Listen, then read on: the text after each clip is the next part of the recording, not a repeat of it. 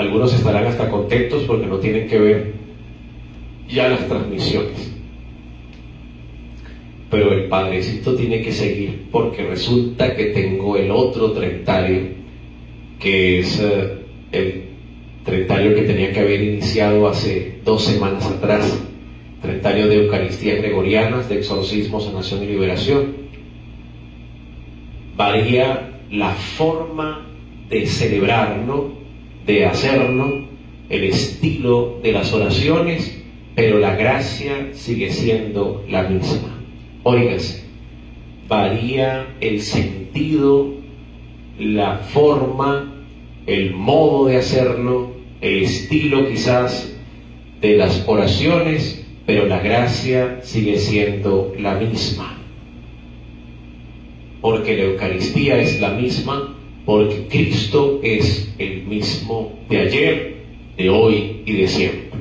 Es una manera solemne de hacerlo, es una manera un poco más extensa quizás, es una manera en que enfatizamos y le pedimos a Dios, y hay toda una pedagogía, ¿no?, en lo que nosotros queremos hacer. Como cuando vas a la clínica, ¿no?, y todos son médicos, pero está el médico general, está el cardiólogo, está el neumonólogo, el neurólogo, pues hay necesidades distintas. Entonces, ¿qué necesita?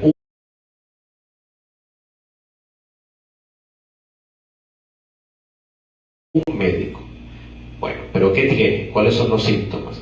Le duele la cabeza, le da mareo, le da esto. Hay que descartar todo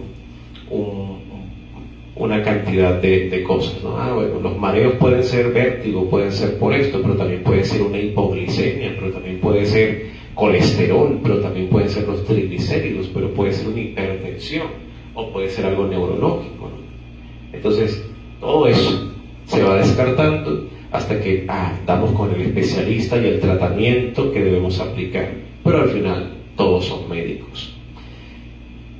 La Eucaristía, el poder de Dios es el mismo, ¿no? Pero nosotros tenemos que saber lo que necesitamos pedirle a Dios, ¿no? Y para eso pues hay diferentes formas de súplica. Por eso la Eucaristía dar para todo. Se puede celebrar en acción de gracias a Dios por los beneficios que recibimos, y no podemos olvidarnos de dar gracias a Dios. Pero la podemos ofrecer evocando ese poder sanador del Señor, que también lo recibimos cuando comulgamos. Pero también podemos ofrecerlo en sufragio por un difunto, para pedirle al Señor que le redima, le perdone, le libere de toda pena y le tenga en el lugar del eterno descanso. Pero podemos ofrecerlo implorando la liberación del Señor para un alma atormentada, para una persona que está víctima del mal. Pero podemos evocar esa misma gracia para pedirle al Señor, ¿por qué no?, que nos prospere, que se rompan las ruinas, que se rompan las ataduras, porque de Él procede toda prosperidad, como prosperó a Salomón, como nos dice la palabra de Dios. Él puede hacerlo, si quiere, si conviene para nuestra salvación. Y eso muchas veces es un fruto también de la perseverancia de nuestra adhesión a Él. A veces no lo concede porque no conviene, y a veces porque no es tiempo, porque las cosas ameritan un proceso de transformación, de maduración, de esfuerzo, de disciplina. Pero la Eucaristía sobre todo es el sacramento de nuestra fe, donde nos unimos a Dios por el ofrecimiento del cuerpo y la sangre de su amado Hijo en el altar de la cruz, donde se inmola y ofrece su sangre, su cuerpo por nosotros al Padre, y nos libera, y se actualiza nuestra redención, y sobre todo nos libera del dominio del pecado, la maldad, la muerte y el infierno. Transubstancia todo sufrimiento, todo dolor, y lo convierte en bendición para nosotros. Y nosotros participamos en la Eucaristía, queriendo participar de forma anticipada de la gloria eterna de los cielos, que que es para lo que nos estamos preparando. Ese es el sentido de lo que nosotros hacemos aquí, ¿no? Y entonces ponemos en el altar todas nuestras preocupaciones, el ofrecimiento de nuestras vidas a Dios, los sacrificios que queremos hacer, la ofrenda generosa que queremos dar, las buenas acciones que queremos poner en práctica, pidiendo al Señor que nos vaya santificando. Y ahí vamos avanzando y vamos avanzando y vamos avanzando, ¿no? Y las palabras más, palabras menos, de repente con incienso, con varios cirios, con flores en el altar, con solemnidad, de repente de una forma un poco más sobria, a veces con más palabras, a veces con menos, pero la gracia de Dios sigue siendo la misma. Jesús nos quiere sanar, que no quepa la menor duda. Jesús nos quiere devolver la salud, como al hijo del funcionario real. Quiere liberarnos de toda esclavitud, de toda tristeza. Sobre todo, quiere perdonarnos nuestras faltas. Quiere liberarnos perdonándonos de nuestras faltas. Porque la principal atadura y la principal enfermedad es fruto del pecado. Y la principal atadura es el pecado mismo. Por medio del pecado, el demonio nos echa a perder. Pero principalmente es una decisión nuestra. Y ya luego el demonio empieza a causar estragos porque nosotros nos exponemos a eso. Él quiere sanarnos, quiere liberarnos y quiere perdonarnos. Y si tenemos fe, si queremos que de verdad nos cure, tenemos que acercarnos confiadamente para que nos llene de su gracia. Acercarnos a la fuente de la que emana toda gracia, la Eucaristía. Y como no podemos vivirla de cualquier forma, tiene que haber conversión, entonces nos confesamos y nos separamos de lo que no nos conviene. Por esto, cada vez que nos disponemos a recibirle en la Eucaristía, le decimos una breve oración que nos hace más humildes. Señor, yo no soy digno de que entres en mi casa, pero una palabra tuya bastará para sanarme. No somos dignos, no somos dignos. Estamos necesitados de la misericordia de Dios y de su perdón sobre todo,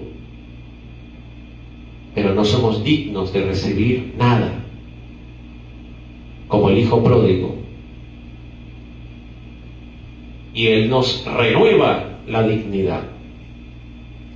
La vida diaria nos presenta un reto muy grande que consiste en vivir desde la fe, en creer plenamente en Cristo, en creerle a Cristo, en hacerle caso, para convertirnos en signos tangibles de su presencia. Vivir según el Evangelio, vivir conscientes de que Dios nos está mirando en todo momento. Ustedes están viendo esta transmisión en vivo o después. ¿Son conscientes ustedes de que mientras miras en esta transmisión, Dios te está mirando a ti? Porque yo no puedo ver quiénes están conectados en este momento. Tendría que ponerme del otro lado. Lo voy a ver después porque yo suelo repetir y mirar cómo quedan las transmisiones y ver cómo transcurrió todo. Y leo los pedidos de oración y otras cosas. Pero Dios te está mirando a ti, a los ojos, en este momento.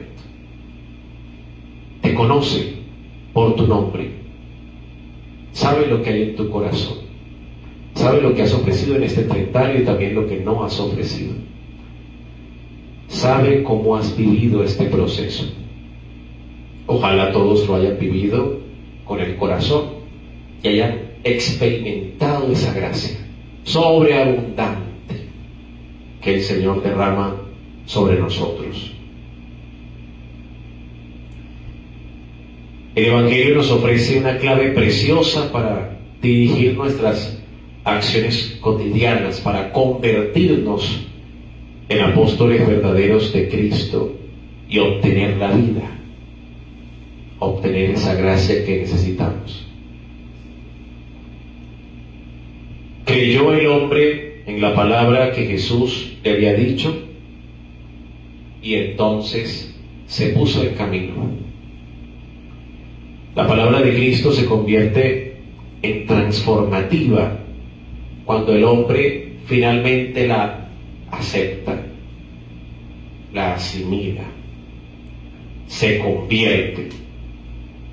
Primero aceptar esa palabra, convertirse, dar el paso, ponerse en camino. Y así podemos llegar a la vida. Una vida que no solamente es física, sino espiritual, es eterna. La fuerza de Dios se manifiesta siempre en Cristo, que es su palabra, la palabra eterna de Dios hecha carne.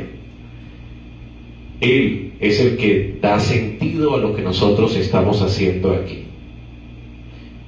Esa es la forma. Una palabra en la que la vida, acciones y pensamientos tienen que estar perfectamente unidos, en coherencia con lo que profesamos nosotros, ¿no? Tiene que haber coherencia. Por eso Cristo es la persona más coherente. Y esto es lo que da credibilidad al mensaje de Cristo. Tan coherente que llega hasta la cruz y ya luego a la resurrección. Los cristianos de hoy, como los apóstoles, todos los seguidores de Cristo, estamos llamados a ser testimonios coherentes de vida. Por eso no se puede separar la fe de la vida y en consecuencia las acciones del apóstol de Cristo siguen siendo la moral cristiana. Por eso los mayores apóstoles de todos los tiempos han sido no los hombres buenos, sino los hombres santos. Aquellos que hablaban de Cristo, pero que lo hablaban, pero porque habían hablado primero con Cristo.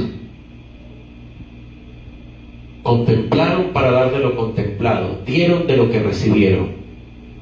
Aquellos que habían hecho primero un encuentro profundo con la palabra que les cambió radicalmente la vida, para luego ellos cambiarlas de los otros. Pidamos al Señor que lo que hemos hecho con este trentario no termine solamente con la transmisión de una Eucaristía. No habríamos entendido nada. Algunos, después de las transmisiones, de las 30 misas, dicen: qué bonito fue el trentario, pero todavía estoy esperando la gracia que yo estaba esperando recibir. Y ¿cuántas misas más me tendré que ver? No has entendido nada. No es una calculadora esto. En cambio, que si lo has entendido bien y lo has vivido de verdad con el corazón, con fervor, con el don de la piedad, ya puedes sentir esa gracia trabajando en pro de tu bienestar. Ya los chukis se han doblegado, ya las ataduras se están rompiendo, ya está siendo prosperado. Pero tenemos que abrir los ojos del alma y del corazón para reconocer a Dios. Jesús decía: esta gente, si no ve señales, no cree. ¿Y nosotros qué esperamos ver para creer en Jesús? Que nuestra perseverancia en este tiempo de Cuaresma nos obtenga del Señor la gracia más anhelada y principalmente la conversión de nuestros corazones. Así sea.